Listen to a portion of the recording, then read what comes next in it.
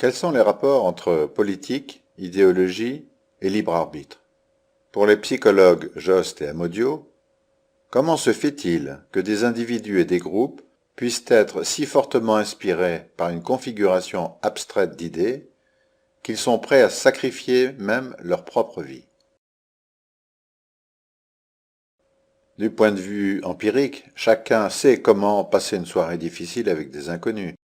Il suffit d'aborder des sujets religieux et ou politiques. La religion et la politique impliquent des croyances et des valeurs profondément ancrées. Les croyances de chacun, remises en question ou menacées, créent des tensions et conflits, la plupart du temps inextricables. Question importante, est-ce que les choix politiques sont des choix rationnels? Les décisions politiques sont dans de nombreux cas influencées par des facteurs que les gens ne croient pas impliqués. Certains peuvent rejeter l'affirmation selon laquelle des différences physiologiques et psychologiques profondes distinguent les libéraux, de gauche, et les conservateurs, de droite, parce qu'ils croient que la prise de décision à un niveau supérieur, comme celle impliquant la politique, est le produit de réponses rationnelles et conscientes. Cette vision flatteuse de la prise de décision humaine dans le domaine de la politique est très probablement injustifiée.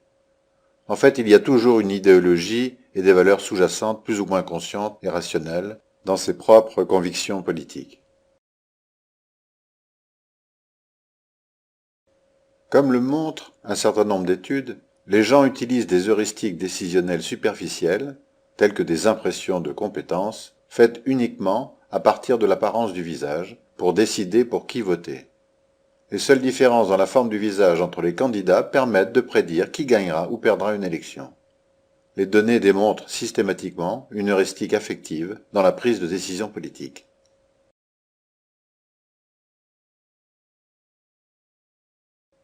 La France a fait sa révolution. Et après? Serions-nous passés de l'aristocratie à la plutocratie, c'est-à-dire un système de gouvernement où la richesse constitue la base principale du pouvoir politique? Il existe ainsi une droite conservatrice, spiritualiste, bardée d'un libre arbitre ontologique dominant toute action humaine, voire seulement une partie car il conviendrait tout de même de tenir compte de quelques déterminants. C'est ce qu'on appelle le compatibilisme, la position la plus partagée, même par une certaine gauche, qui reste spiritualiste. En fait, pour cette droite conservatrice, chacun peut réussir, ou bien est coupable de ne pas faire ce qu'il faut pour s'en sortir à la force de son libre arbitre. Méritocratie et talent peuvent ainsi légitimer les inégalités, car quand on veut, on peut, oubliant par là même que même la volonté est déterminée.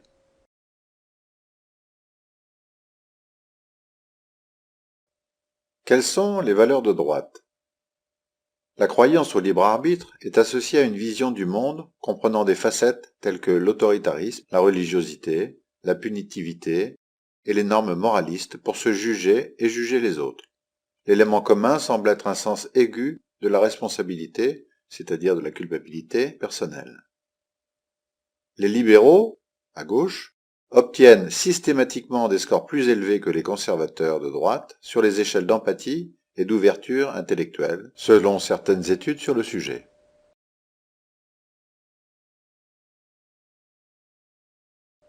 Les études montrent également que l'une des valeurs de la droite est la croyance en un monde juste, où chacun obtient ce qu'il mérite et mérite ce qu'il obtient, ce qui implique l'existence d'une force universelle qui rétablirait l'équilibre moral. Les événements sont perçus comme des conséquences de cette force métaphysique. C'est une croyance teintée de religiosité. Dieu est bon, c'est l'homme qui fait le mal avec son libre arbitre. Mais c'est une croyance infirmée tous les jours, avec les tremblements de terre, attentats, les guerres injustes, les maladies, un Gandhi assassiné quand Staline meurt dans son lit. Cette croyance en un monde juste permet de se rassurer en diminuant l'incertitude et le hasard de la vie, en simplifiant la complexité, ce qui conduit à ne rien changer puisque ce monde est juste. C'est une croyance associée à des tendances antisociales, telles que la vengeance, des attitudes sociales dures comme la tendance à blâmer les victimes, même dans des situations où une agression était attribuée de manière aléatoire, dans une étude, des attributions hostiles et des intentions délinquantes.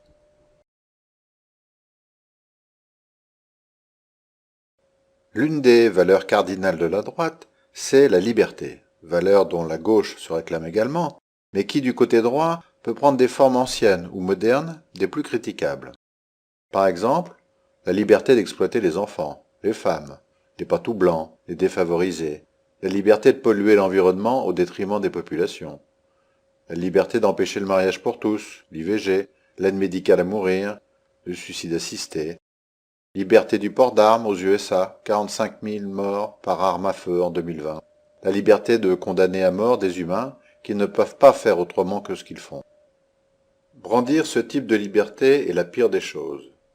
Ne serait-elle pas plutôt, cette liberté, un équilibre délicat entre autonomie individuelle et protection des droits et de la dignité de tous?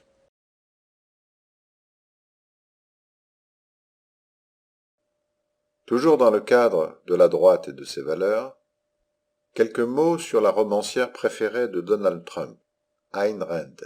Selon cette philosophe libertarienne athée qui se dit objectiviste, adepte du libre arbitre, traumatisée par le bolchevisme et adhérant à un capitalisme global, la malchance ne donne pas un droit de bénéficier du travail forcé d'autrui. Aider un homme qui n'a pas de vertu, l'aider uniquement parce qu'il souffre, accepter ses fautes, ses besoins comme des revendications, c'est accepter qu'un moins que rien détienne une hypothèque sur votre système de valeurs. Le moins que rien qui souffre, sans vertu, doit être laissé à son triste sort.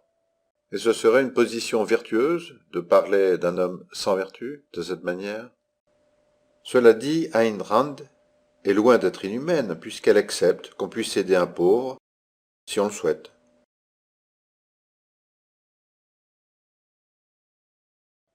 Toujours sur notre lancée de la droite et de ses valeurs, à propos du travail, le psychologue Jonathan Haidt considère que les perdures devraient pouvoir conserver les fruits de leur travail, les gens paresseux devraient en subir les conséquences.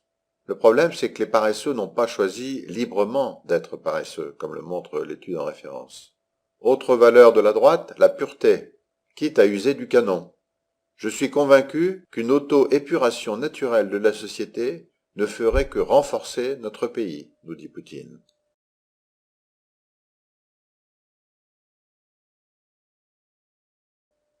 Dernier point concernant les valeurs de la droite, cette fois-ci en termes économiques. Selon l'économiste de gauche Thomas Porcher, le 1% des ménages les plus riches, qui possèdent déjà 25% du patrimoine français et qui a été le principal bénéficiaire de la croissance économique ces 30 dernières années, a obtenu une diminution d'impôt de 4 milliards d'euros avec la réforme de l'impôt sur la fortune, tandis que, symétriquement, était annoncée une diminution des APL et des baisses de moyens pour le service public, notamment l'hôpital, qui a dû faire 1,6 milliard d'économies en 2018.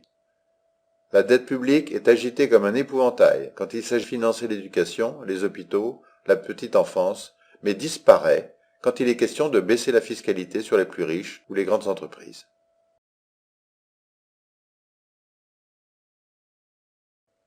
Abordons maintenant l'autre option, la gauche, dite radicale au sens racinaire, matérialiste, un naturalisme scientifique avec refus d'un libre arbitre ontologique, en l'absence de preuves, tout en acceptant la sensation de liberté de la volonté, c'est-à-dire une faculté sélectionnée par l'évolution afin d'agir sur le monde pour la survie du groupe et de l'individu. Dans cette conception, toute chose est le résultat du chaos déterministe et indéterministe. Chacun est responsable mais non coupable de ce qu'il est, ce qui implique une équité nécessaire, aussi bien concernant la culture que les revenus, la participation démocratique, etc.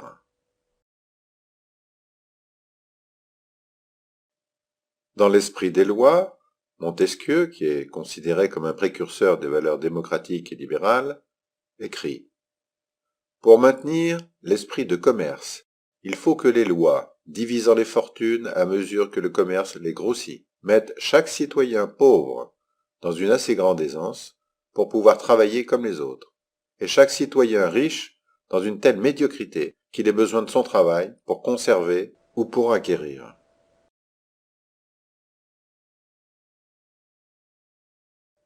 Plus contemporain, l'économiste hétérodoxe Jean Gadret nous dit qu'on peut également raisonner à partir des besoins associés à un seuil minimum d'inclusion sociale, soit un seuil très différent du seuil de pauvreté, puisqu'il faut évaluer ce qui, en moyenne, permet aux gens non seulement de se loger, se chauffer, se nourrir, avoir accès à la santé, etc., dans des conditions décentes, mais aussi de participer à la vie sociale, culturelle, à un minimum acceptable de loisirs, etc.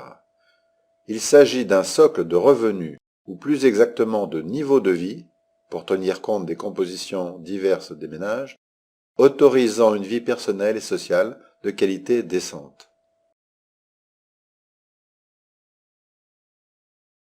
Le prix Nobel d'économie, Joseph Stiglitz, aspire à une société plus égalitaire et cohésive. Il est en faveur d'une importante augmentation du taux d'imposition des plus riches. Il réclame aussi la création d'un impôt sur les fortunes accumulées, issues bien souvent des héritages. Il écrit « Un de mes amis décrit les fortunes héritées comme une victoire à la loterie du sperme. Ils ont choisi les bons parents. Je pense que nous devons réaliser que la plupart des milliardaires ont obtenu une grande partie de leur richesse par chance. »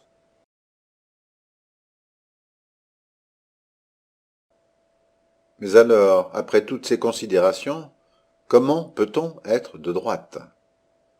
Question subsidiaire, existe-t-il toujours une lutte des classes? Pour le milliardaire Warren Buffett, il y a une guerre des classes, c'est un fait. Et c'est ma classe, la classe des riches, qui mène cette guerre et qui est en train de la gagner. La lutte des classes existe toujours, elle se joue désormais à l'échelle planétaire, entre les multinationales et les travailleurs du monde entier.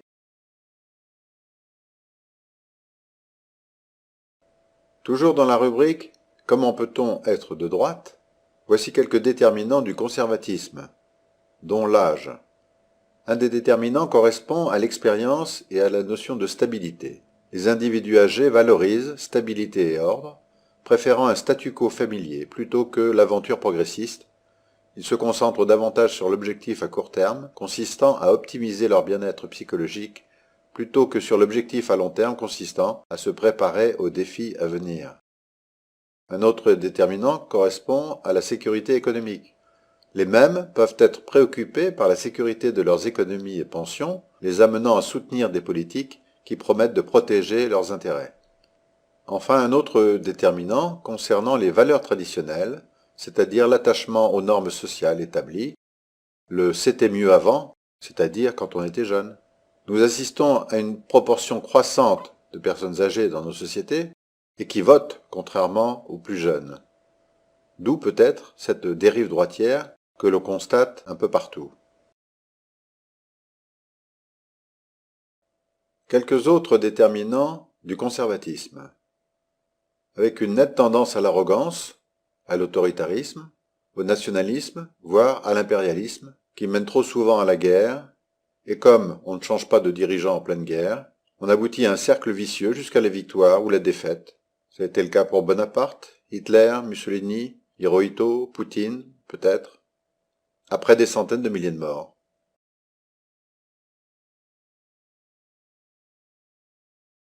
On assiste actuellement, à peu près partout, à un antagonisme entre progressisme et conservatisme. Une question qui a lieu d'être, c'est comment des citoyens défavorisés peuvent-ils voter à droite? Par exemple, en brandissant jour après jour quelques épouvantails comme les immigrés vont prendre nos emplois et nous grands remplacer. Or nous avons besoin des immigrés. La natalité est en baisse, nous avons de nombreux emplois vacants, à condition de se donner les moyens de les intégrer, ces immigrés, humainement, avec des cours de langue, des formations adaptées, des conditions de vie décentes. Les valeurs occidentales sont en grand péril, d'après certains, du fait d'une islamisation, avec possible atteinte de l'identité et de la culture nationale.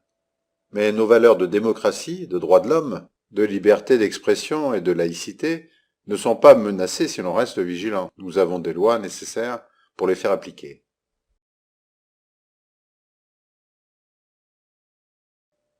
Autre épouvantail, des partis politiques qui ne font rien pour nous, qui sont hors sol, et puis on n'a pas encore essayé l'extrême droite. Avons-nous déjà oublié les aventures dramatiques du fascisme et du nazisme, du nationalisme et du repli sur soi qui mènent à la guerre, aux discriminations envers ceux qui ne sont pas exactement comme nous? Le Rassemblement national prône moins d'Europe, refusant notamment un impôt européen destiné à taxer un peu plus les énormes profits de certaines entreprises. Le RN reste muet sur le scandale des paradis fiscaux hors Europe et même en Europe, au Royaume-Uni, Hongrie, Pays-Bas, Chypre, Luxembourg, Malte, Irlande, Suisse. Le RN et la droite en général ont tendance à dénoncer la fraude sociale d'environ 8 milliards d'euros, sans s'étendre trop sur les fraudes fiscales, qui sont 10 fois plus importantes, soit entre 80 et 100 milliards d'euros.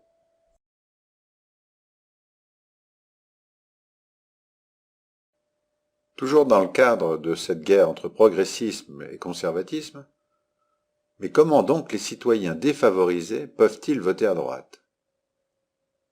En fait, il existe une véritable guerre culturelle, idéologique, avec la stratégie des républicains américains, de droite, visant à déplacer le combat électoral sur le plan des enjeux culturels et moraux, sujet de l'avortement, de la peine de mort, port d'armes, le droit des homosexuels, l'immigration, le wokisme, etc., afin de piéger les pauvres dans une sorte de fausse conscience qui les conduirait à voter contre leurs intérêts économiques objectifs.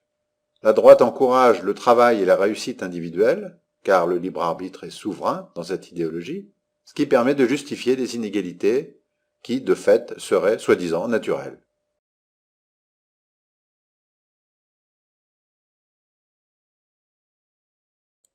Et plus profondément, quelles seraient les différences entre les sensibilités de gauche et de droite? Le docteur John Hibbing, politologue, nous écrit « Nous soutenons qu'un élément organisateur de nombreuses différences entre libéraux, de gauche, et conservateurs, de droite, est la nature de leur réponse physiologique et psychologique aux caractéristiques négatives de l'environnement.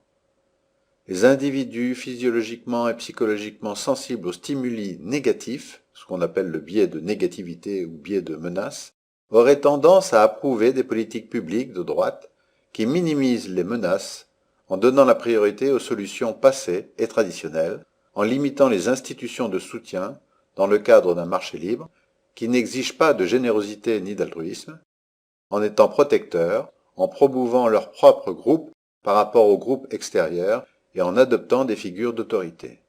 On aurait donc, selon le professeur Hibbing, une droite craintive contre une gauche confiante?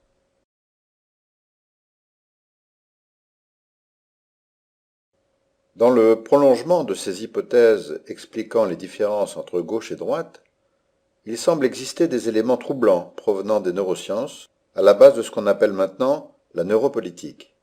Ainsi, des études ont montré que le cortex singulaire antérieur, qui a un rôle dans la détection des contradictions, est plus volumineux chez les gens de gauche alors que l'amygdale, impliquée dans la peur, est plus développée chez les gens de droite. Y aurait-il des déterminants génétiques en plus des déterminants socioculturels?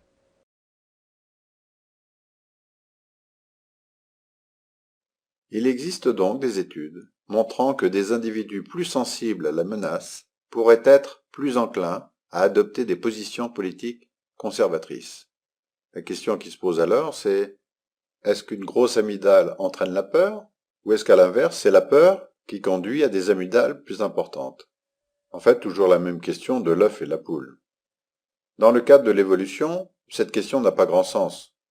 Le cortex singulaire antérieur, l'amygdale et l'environnement, à travers la famille, la classe sociale, la culture, la religion, etc., sont en interaction constante. Donc, de même qu'il est très difficile de séparer l'inné de l'acquis, il sera très difficile de comprendre finement l'interaction entre l'amygdale et la peur.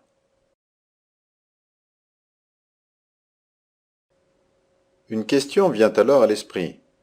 S'il existe des déterminants anatomiques, tout semble déterminé sans aucun changement possible. Il n'en est rien du fait de la plasticité cérébrale. Par exemple, l'expérience peut modifier le volume de matière grise. Des études ont montré que des hommes qui suivent un programme de formation de 4 ans pour devenir chauffeur de taxi à Londres présentent une augmentation du volume de matière grise dans l'hippocampe postérieur, ainsi que des changements importants dans la mémoire. Il existe également des études animales qui montrent que le cerveau peut changer radicalement en réponse à l'expérience et à l'entraînement. Donc, tout n'est pas perdu. Pour conclure sur cette question « Comment peut-on être de droite ?», On peut noter que dans le cadre de l'évolution darwinienne culturelle, avec progression d'une culture cumulative, on constate un échec du conservatisme social, concernant la moralité traditionnelle ou les bonnes mœurs, les remises en cause de la domination patriarcale, l'abolition de l'esclavage et de la peine de mort, les inégalités hommes-femmes, la contraception, la normalisation de l'homosexualité, le mariage pour tous, l'IVG dans la Constitution, bref, autant de combats perdus, sans retour en arrière lorsque la droite est au pouvoir. C'est ce qu'on appelle l'effet cliquet, à l'image de ce mécanisme qui empêche une roue de revenir en arrière. Finalement, les cultures de l'humanité ne peuvent que progresser ou rester immobiles, à moins d'une catastrophe évidemment, le climat, pandémie, guerre, etc.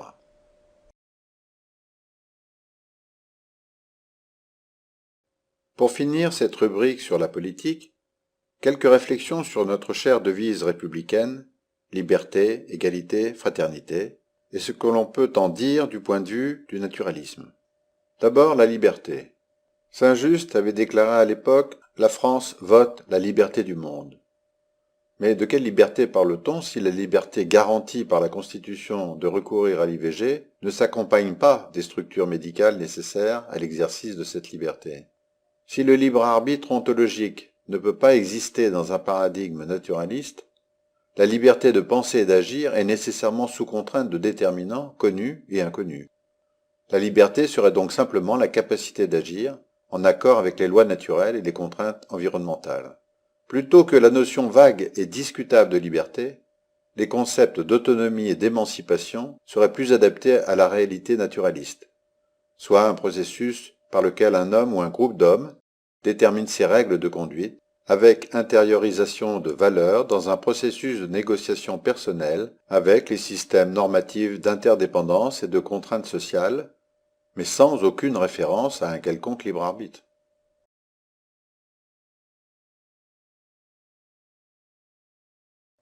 Deuxième terme de notre devise républicaine, l'égalité. L'égalité sociale n'a jamais existé. La déclaration de 1789 se gardait bien de la prôner, limitant au seul domaine du droit son bénéfice. Plus de 10% de ceux qui habitent en France vivent en deçà du seuil de pauvreté, actuellement, dans l'un des pays les plus riches du monde. Dans un contexte naturaliste, l'égalité pourrait plutôt signifier l'équité des opportunités. Plutôt que de viser une égalité absolue, on devrait viser la réduction des inégalités structurelles et offrir à chacun des chances équitables. L'accent serait mis sur la justice sociale, où les ressources et les avantages sont distribués de manière équilibrée pour répondre aux besoins de tous.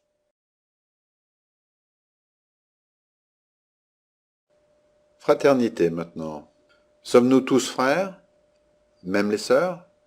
On ne prononce presque plus des mots comme celui de race, sans faire disparaître pour autant les comportements qui lui sont attachés dans une hiérarchie implicite des humains.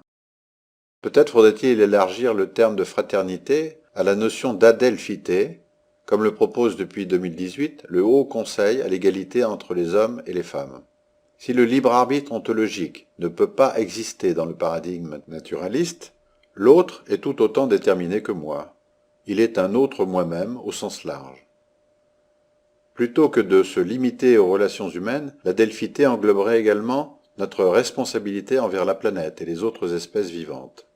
Exemple concernant les migrants. Si l'on ne peut pas accueillir toute la misère du monde, il est en revanche indigne de les laisser mourir, ces migrants, en mer, quelle que soit leur motivation économique ou politique, de les parquer pendant des mois, de lacérer leurs tentes, etc. Notre devise liberté, égalité, fraternité devrait se compléter maintenant par la laïcité. Il n'est pas de liberté ni d'égalité possible sans séparation de l'Église et de l'État. Il n'est pas d'État au monde où la liberté de conscience et l'égalité des droits sont respectées quand la religion dicte sa norme. La laïcité reste fragile quand on voit encore des religieux faire pression sur nos élus républicains. Les droits humains ne gouvernent pas le monde. Quand on défend la laïcité ici, mais qu'on fait affaire avec Riyad en voulant ignorer que l'on y décapite les apostats dans le cadre de la réelle-politique.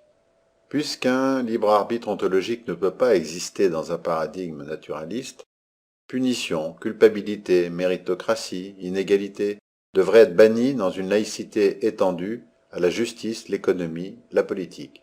Au moins dans notre pays, en attendant que cette évidence devienne universelle, un jour, sans doute.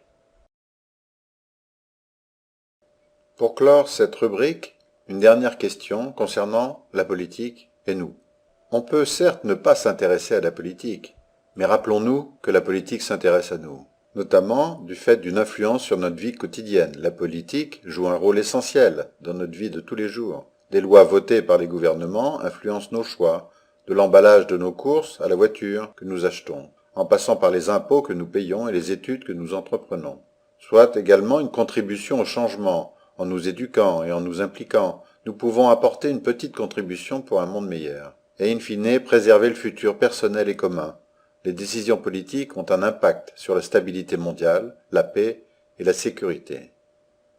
L'option politique, philosophique, idéologique, naturaliste, proposant l'autonomie humaine, l'équité, la delphité, semble plus vertueuse sur nombre de points, et sur le fond philosophique comme scientifique, plus en accord avec ce que l'on a appris au cours des siècles. Et les faits sont têtus.